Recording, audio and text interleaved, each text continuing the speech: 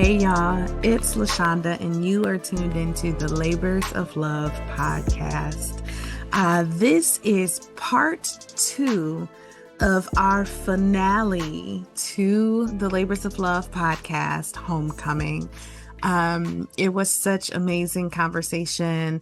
It went on for almost 2 hours, so we decided to break it into a part 1 and a part 2, which, if I'm not mistaken, it's the only time we've actually done that. We may have had a part 1 and part 2, maybe one other time in all our years. So sincerely, thank you for choosing to tune in to the Labors of Love podcast. And we're going to drop you right back in where you left off. And even if it was, let's say I have some relationships that I'm willing to make that level of sacrifice. Mm-hmm.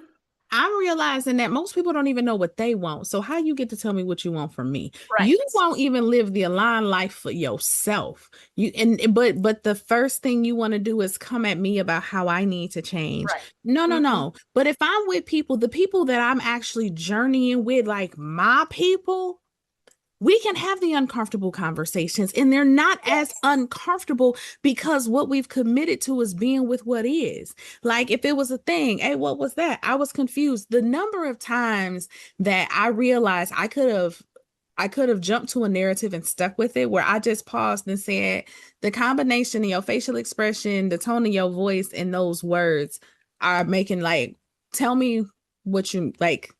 You just, instead of, these are all the ways I interpret. It doesn't matter how I'm interpreting. What I'm telling you is, I just need you to tell me what you meant by it. And then once I get the clarity, I go, okay, cool. And then I can move on. And then I might ask a question like, when you feel that again, is that a typical response that you feel like you would have, or does this feel off in some way? Because if I'm a log that, but these are the conversations I'm having with people, from my children to my partners to everybody, because it's like, listen, we can do this the easeful way, y'all. They won't tell you it exists, but we really can. We get into what's the word I always use?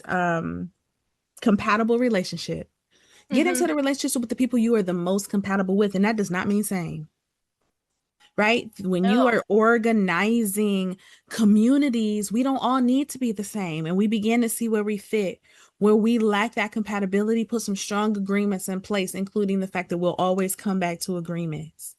And then let's just live. And if your natural, authentic living offends me, then let's talk about it. But when we got agreements in place, we realize I can let you live. We don't need to have the same value on that. Actually, we can have a completely different opinion on that. And that's okay, because cool beans. You gonna exist, I'm gonna exist, and we're gonna be good, and we can still work together, and we can still love together. It's amazing that all it took was for me to for real stop performing. Yes. Put all the performances down. When you do the self work of discerning, like being with yourself, to be like, okay, what do I want? What do I need? What am I feeling? What do I really think? It's what you said before. Existing allows you to love other people and let them exist, because I'm like, I don't know that TJ and I were like born compatible, but what I do know is I have a partner who, of course, all of us in the heat of the moment, when we have a intense emotion, it's strongly, like, it's hard to regulate.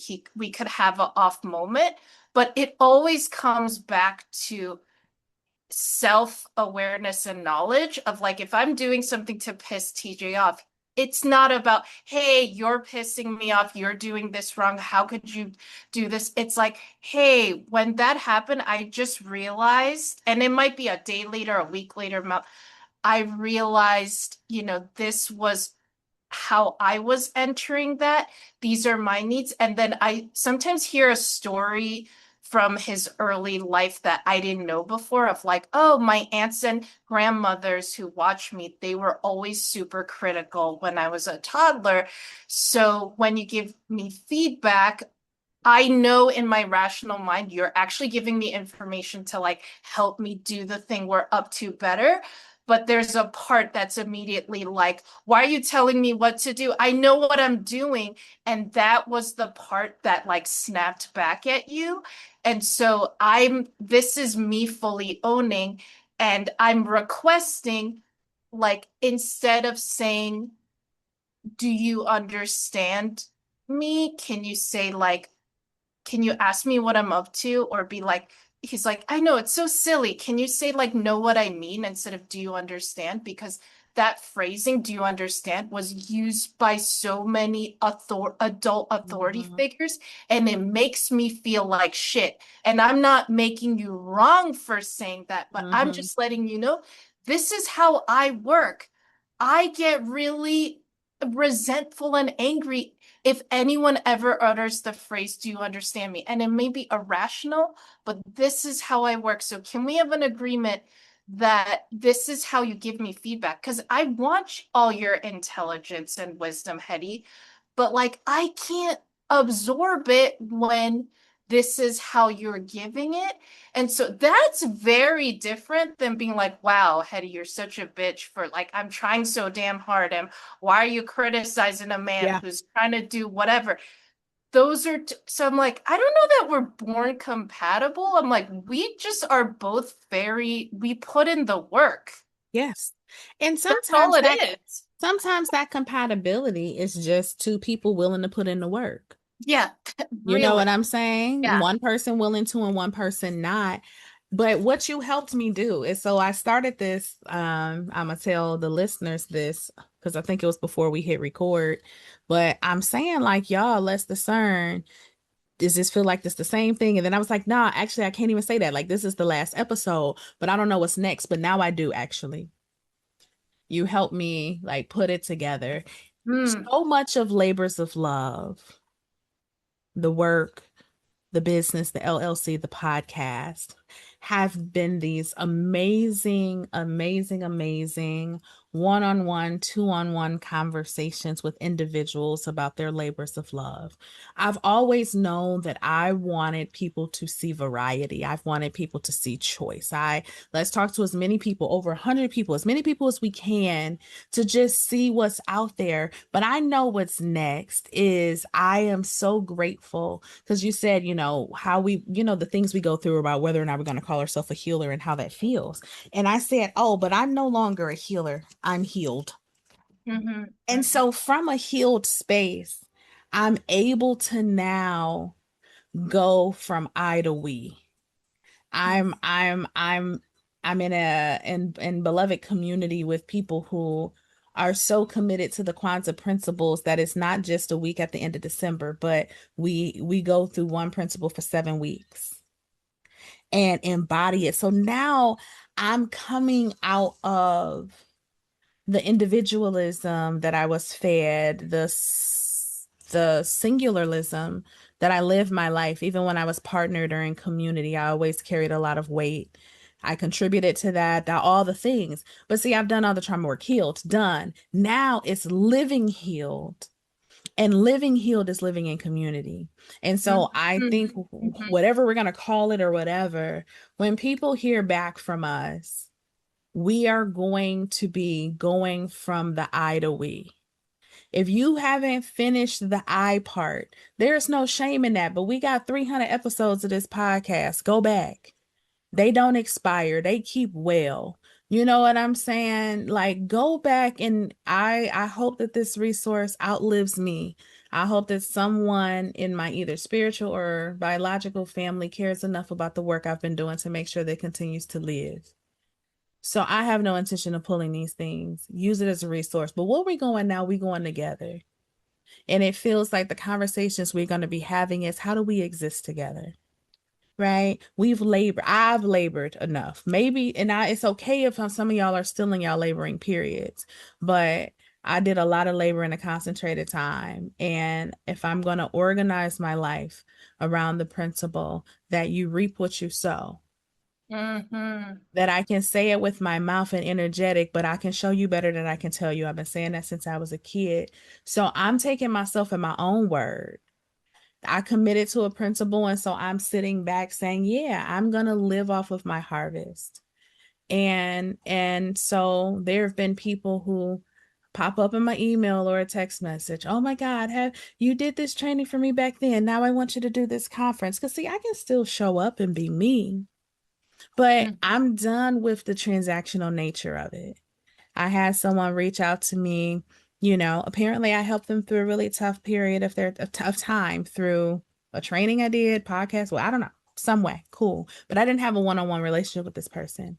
They're now doing this conference, and someone, a mutual of ours, recommended me. And then when she looked into me, she's like, oh my God, I do know her. Da da da. She remembered this training. And he wants me to come in and talk about self-care. And I hear the spiel. It was interesting to be back in that energy for a second because I had been out of it for so long of, the director telling you all the things about the org, which is helpful information. An organization that started because there was about to be a gap created in the community. So someone said, no, we got to fill this gap. And this person volunteered to fill that gap. Now this person is the director. But it felt really good to be able to say, I'm not coming to speak to nobody about self-care and put the individual onus on the participants if you're not going to create an event that takes care of them. Mm. So if you want me, you call Kara Michelle Pearson. She creates pop-up wellness or da da da da da da da. You start reorganizing. She showed me an itinerary. You trying to have 5 speakers. You know what people don't need right now? Knowledge. Ain't no Mm. speaker gonna say shit nobody can Google. If you're not willing to actually create an experiential, these are the caregivers and direct supports of people with dementia. They don't need more research and more information. They need an experience of being poured into. Now you go create that. You come back to me when you do. And if I see that you've actually done it, then I'll come speak. That to me is how I leverage my power. Mm. Because I don't need to talk to just be heard. I talk to myself just fine. But if you really value what you know within me, so all I can say is by the end of that call, which you thought you were coming to get a speaker, what you got is a mirror and an opportunity to come home. I said, come home to yourself. The person who volunteered needs to plan the conference. She still has a love for what she's doing. She's not the director with all the bogged down decisions. Let her plan it. She knows what to do. Come home to yourself. You know what I'm saying? Yeah, I'm gonna cry. I know it is. It was on Jay's birthday. And I kept saying, why would I have scheduled this? And he said it like it's a divine appointment. And I love being with somebody who is like, nope, even though it's my birthday, nah, if they make go, take that call. Changed their life. Didn't even charge. But what I said is, hey, when you make a decision that you realize you couldn't have made if you hadn't had this interaction, my digital payment platforms work 24/7. And I mean it. You know what I'm saying? You weren't charged for that. But at some point, if you value it, give an offering. And I don't get to tell you what that offering is. I don't know your circumstances. I don't know your situations. Maybe that's telling you a need I have and you feel it. Maybe it's money. But I really know within my knowing that my ancestors, no matter how far back I gotta go for this to have happened, they just existed together. And Mm. in that existence, everybody's needs were met. They were fed, they were joyful, they made love, they made art, they made music. And no one had to pay somebody for that to happen. Mm. Um, Kinetic surrender for me has been being bold enough to say, I will do my part to recreate, I will create the world I want to see right here, right now. Yeah. I mean, I think this is so powerful because the shift from I to we and like the personal healing work that went into that. I mean, it's just so powerful in so many ways. First of all, because you are having this shift in your marriage of like Jay now being the outside person bringing resources in and you being like the person who's leading the home internal stuff. And it's so gendered that like you I love the multi like stay at home multi hyphenate because the fact that that you are able to just exist, you are able to do what you said in the beginning of this episode of like, you just deal with whatever's in front of you. So when you're momming, you're momming.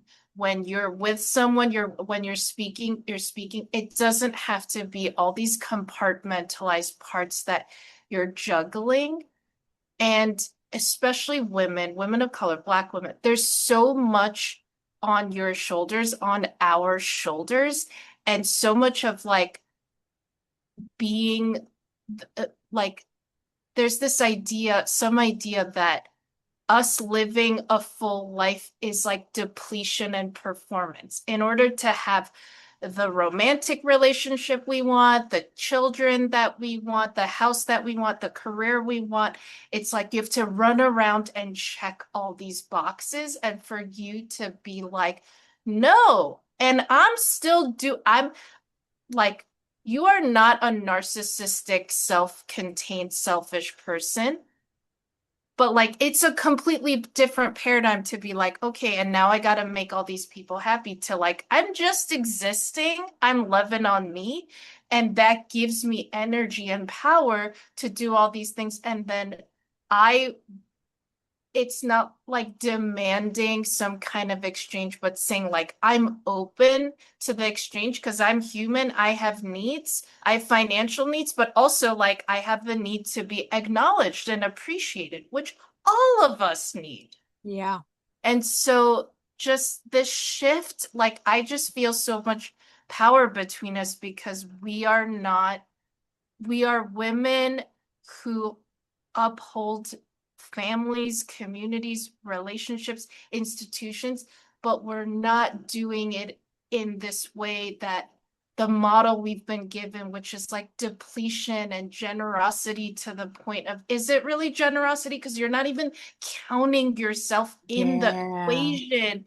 And for us to just be like, no, I'm still gonna love up on people because that's my nature, but like, I'm not doing it to make you give me something, whether that's acknowledgement or love or money or whatever. But like, yes, I'm human. I need those things. But it's Yes. different than demanding it in exchange for our caregiving because there's an emptiness inside. This is revolutionary. It really is revolutionary living. Um, yeah, I feel it feels so right in my body that what will come from us next is the Kinetic Surrender podcast, where we shift our focus from individualized healing to collective, right? I always said my work was about, um, hold on, I had a phrase. What the word wasn't individual, it was personal freedom and collective liberation.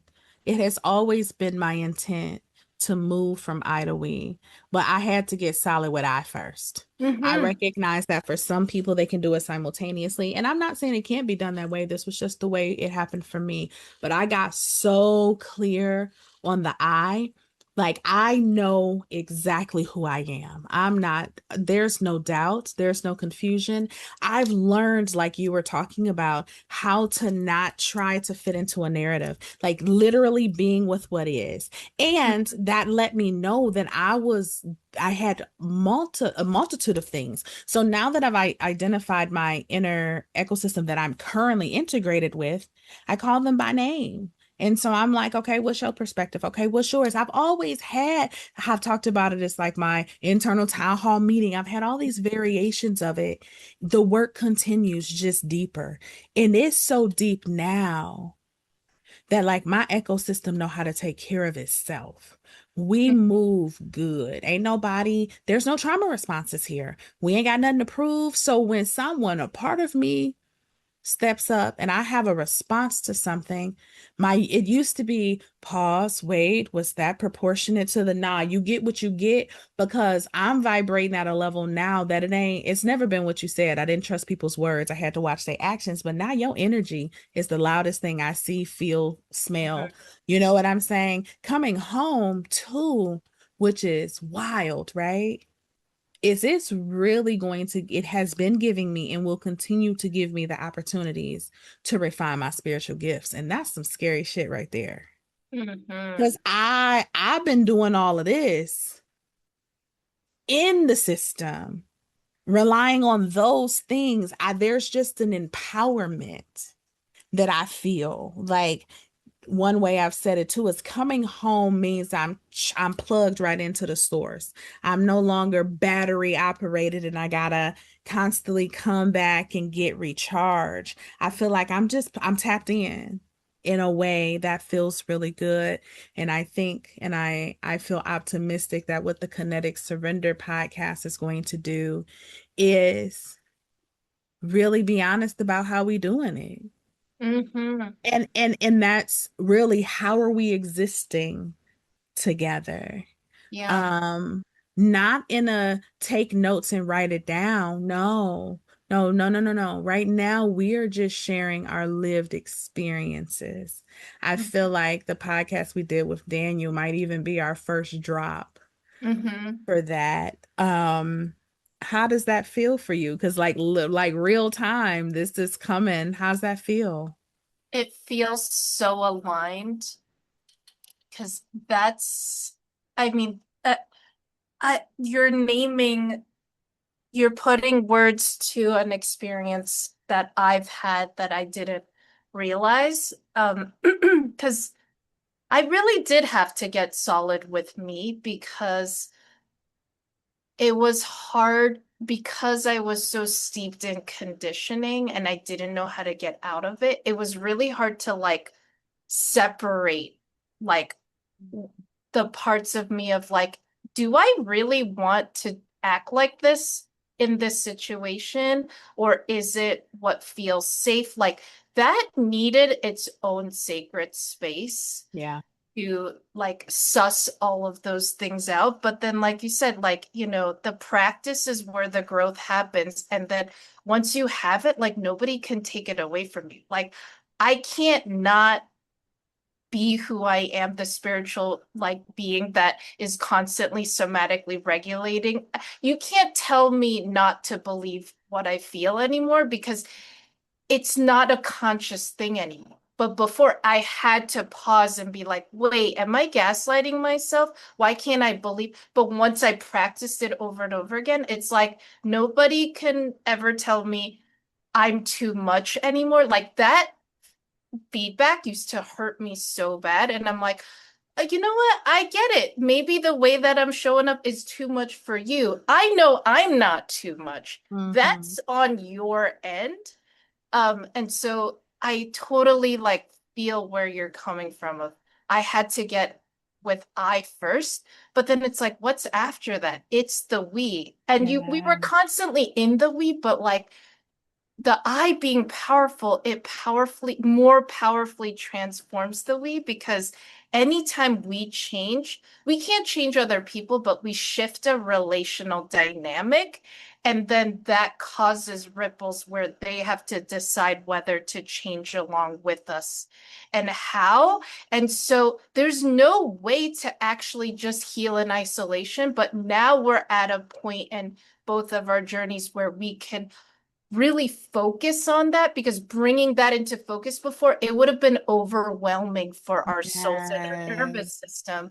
And so that's like every day I walk around and I'm like, dude, I'm on a rock that's spinning like crazy and there's like trees giving me oxygen and somewhere somebody is like farming so I could go to the grocery store, farmer's market, get stuff. And like the reason I have my purpose and my job is because people are out there doing stuff and they need me in a specific way. And like it's crazy that somebody I didn't know was born the same year as me, TJ, on the other side of the world. It's like there's so many crazy connections, and I'm really tuning into the connection pieces. And so what you just said is like such a perfect fit with where I am.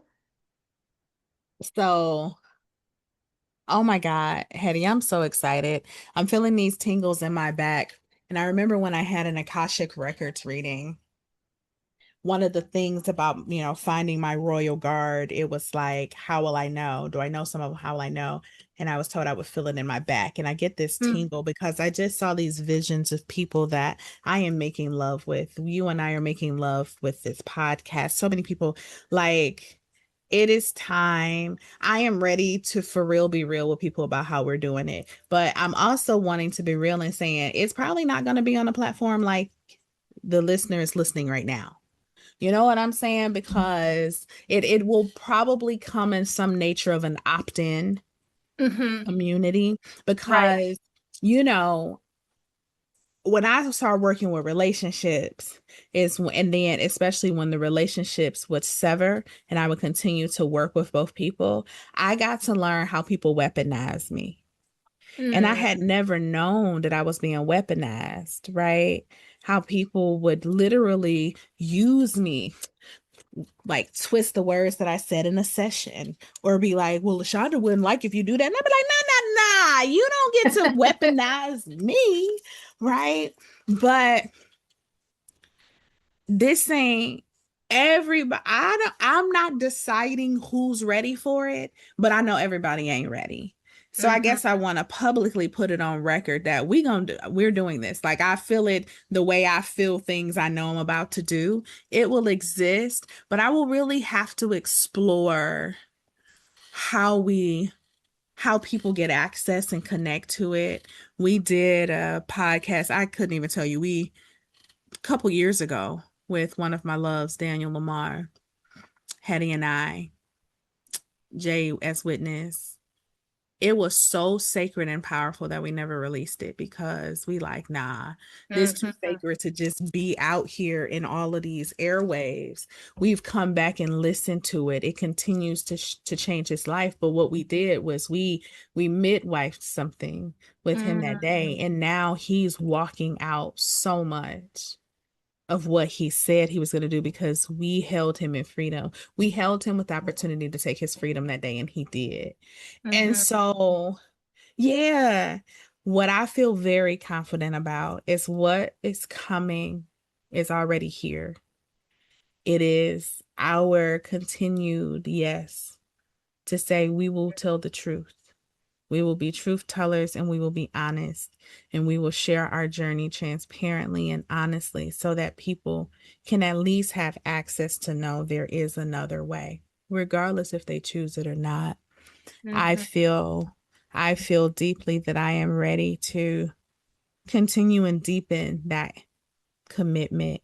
And while I don't know exactly what it's going to look like, I feel real good about it. It'll be in surrender. I want to teach people kinetic surrender. Mm. I want to hold space for people who want to surrender kinetically, right? And so now I feel like I'm coming home and I'm gonna have some time to figure out what that looks like. But what I know is it's time for me to teach the people who gonna go teach the people because I'm Mhm. tired. But Yeah. I feel amazingly good about our reconnection today and how we can travel these parallel journeys, y'all. As much as we know our hearts towards each other, we do not text often. We do not talk often. We do not video chat often. Not because our connection is not there and we don't love each other, but because life and Mm-hmm. all of the other things. But Hetty, what I genuinely appreciate is the way that we are able to give each other the important updates, like those Mm-hmm. recalibrating updates, so Yes. that when we get together, we're not stuck with an old version of each other. Mm-hmm. Yeah. We know the major things that have happened. And then we just commit to our agreement to just show up as our most authentic self and be with each other in that way. And so I thank you for doing this with me in a very powerful public way, just to exist with me, to show people that it's possible and that neither one of us had to abandon or betray ourselves to do it. So, as I'm Mm-hmm. like, damn, this is the official last episode of the Labors of Love podcast. Are there any reflections that you have that you want to say? Yeah. So much just I love that you're, I mean, you walk the walk. You're confident enough to brainstorm out loud during a podcast recording. And, it's so aligned. And so yeah, I'm getting chills and I'm super excited and so grateful for you for trusting me, like, again with a new podcast. And that Daniel episode as the first drop, like really feels right. And this is the thing we've been saying, like, there's something with capitalism where it's like, oh, you got to do stuff daily, weekly, whatever. You got to be on this mechanical linear rhythm. And some things just need to like sit still and age for a while. And it doesn't lose their value because it's not being done instantaneously. And I love hearing, because I don't talk to D as much as you do. And so it's like so just heartwarming to know that that was a pivotal moment and that it's continues to nourish. And I think it makes sense that it's not on a public platform. You and I've been saying throughout this, it's like, it's not that we don't love the world, it's that to be in relationship to us, and we had talked about this when I interviewed you on your Labors of Love podcast episode, like we're not for 7 billion people. Like we're not built No. to have a relationship with 7 billion people.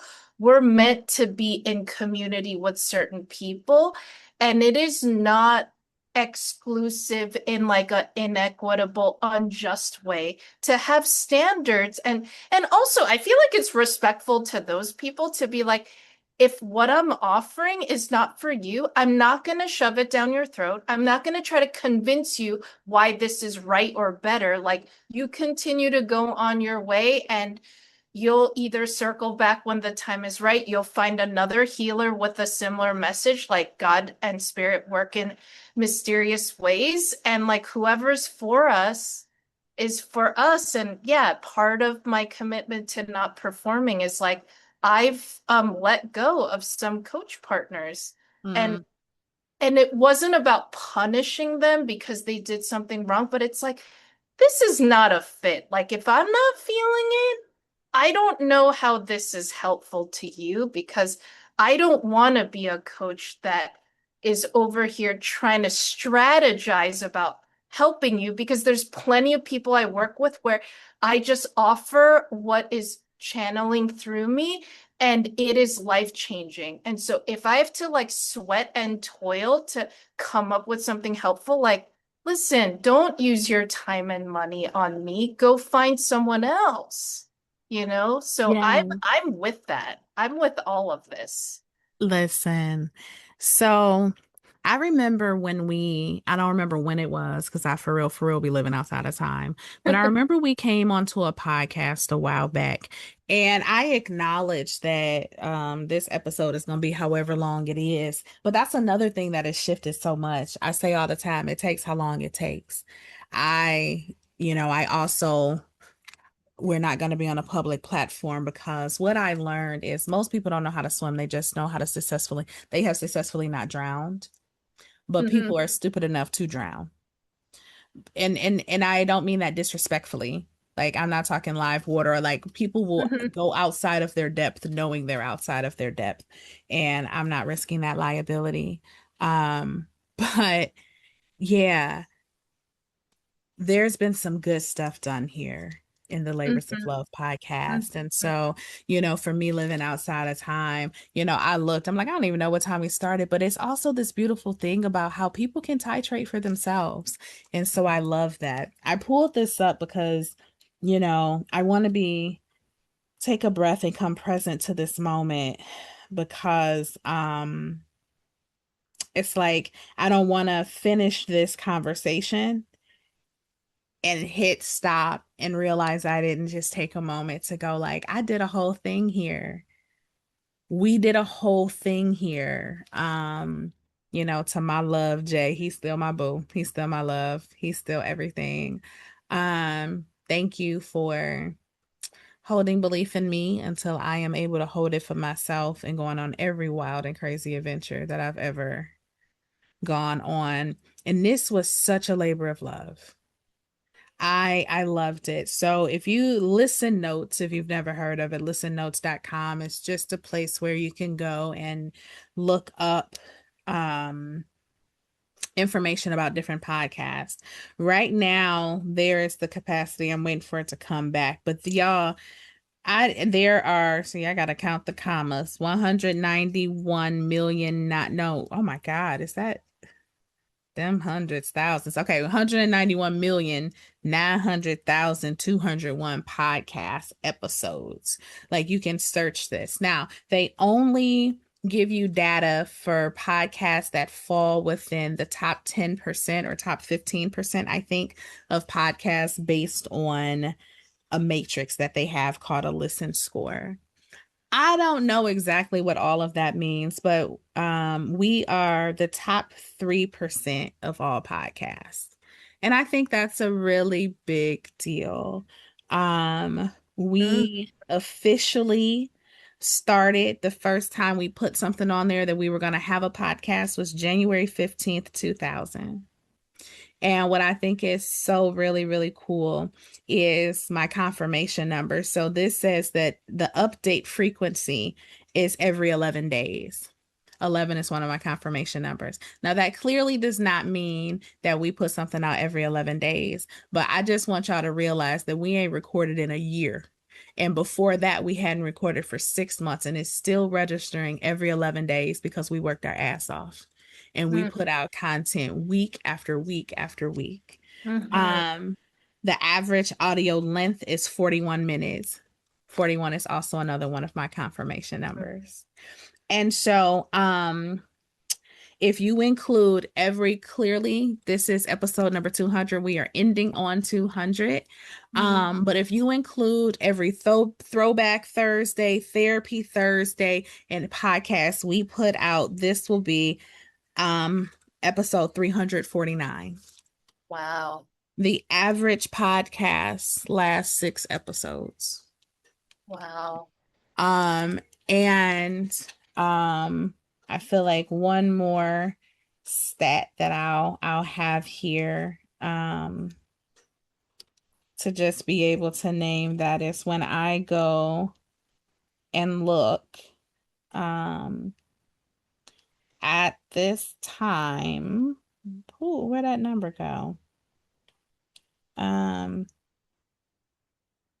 Yeah, I wanted that. I used to be able to look and say the overall listeners that we had. Wherever that thing is now, we are pushing 90,000 downloads and listens. I am confident that this will continue to grow. In the last 7 days, there have been 56 listens. I think that's amazing. And the fact that it's been 13 months and we ain't said nothing new. So I am so grateful to the over 100 guests who said yes to coming on. As a person with integrity, I always like to close a thing out. Not just move on to another thing. And so with that, while my websites are no longer published, all of my social medias that have existed continue to be there. While I do not engage with them much, I will check to see if people are reaching out. So as this is an official well done, good and faithful servant, we did this thing. We're proud and we're happy. If there are people who want to reach out to me, Shanda, there's the LOL Pod Instagram page. There's the Labors of Love Instagram page. And I think both of those have a Facebook page. We'll monitor that. Heddy, is there a way that you would like to give people access? Does that feel like something you want to do? I'm not much on social media at all, but if you go to my website, rosalie.org, rosalee.org, there's a contact form, and I always love to hear from people, and it comes straight to my email. That's beautiful. Yeah. I didn't clear this with them, but If you got some podcast production needs, or Jay about to go back out here into the world. I know my baby is going to be amazingly great at whatever he does. So if someone is hearing this and feel like there's some alignment you want to have with the man who has been our rock and our consistency over the last 6.5 years, then you can reach him at Instant Classic Media LLC at gmail.com. And I feel like the last thing I want to say is I really do believe that when you do it well and you do it within your nature, there's nothing to mourn. There's only something to celebrate. And that doesn't mean that I won't have moments of sadness or this or that or whatever it's going to be. But what it does mean is I feel so complete. And I thank you, Heddy and Jay, for running across this finish line with me, for like crossing over and being like, you did that thing. Because while the business shut down in December, this was still lingering. And again, I keep saying we ready to make this tag, but I know there's just a few more things. So it is very aligned that we're doing this episode. We planned this whenever we planned it based on availability, but it also is so aligned that I needed to make a complete stop here as I transition home, because I don't like to leave things undone. And so thank you to every listener. Thank you to every person who listened to our story and decided it had enough value that you'd try it out, or that you'd consider it, or for every person who put any trust in us to try to be relational over transactional or come back home to yourself. We sincerely thank you for an amazing, amazing 6.5-year ride. Shanda, before we close, Yes. can I thank you and acknowledge you? You were the founder, the visionary, the one who built this entire Labors of Love platform and held the mic for 349 episodes. And and Jay producing 349 episodes. I'm just so thankful that we met, we crossed paths in this lifetime and became such good friends. And I had a blast being your co-host, but there's like a saying in Korean where it's like you basically just bring a spoon and you get to eat. You don't do any of the preparation. That's the experience that I had. I just showed up with a spoon. And so I'm so glad that I got to be part of it. But I want to name that you built something big that really impacted and continues to impact people's lives. My journey was, you told me on a coaching call, like after party thing from one of our deep dives, that you had this podcast, and I started out as a listener and a fan, and then I was a guest, and somehow I got to be a co-host. And also just thank you for knowing when to let it complete, because I think we all know it could have gone the other way of like, there's no reason to shut this down. Maybe we'll feel like recording again. And for you to just let this chapter close with dignity and grace, and then start on this new chapter with the vision, but like, we don't know where that's gonna go. And so it's no small thing. And I know, it's not a small thing, but it's different when your colleague and your friend and someone who knows you sees you and says it out loud. And I think that's part of our practice of being on the podcast, like co-hosting this. You and I don't need the podcast to do our transformational work and be who we are, but it makes a difference for us and for our listeners to say these things out loud. Yes. And you reminded me where I was coming to is we did an episode some way back where we were going to build it out. Remember, we talked to somebody, we were going to build a website specifically for the podcast. We had ways we wanted to engage people. And we said it in the moment. And I want to just come back to that and say, it didn't play out like we were talking. And that's okay. We get to the end of this episode saying we good. And now we're excited about what's next. So I hold the thing, kinetic surrender while moving.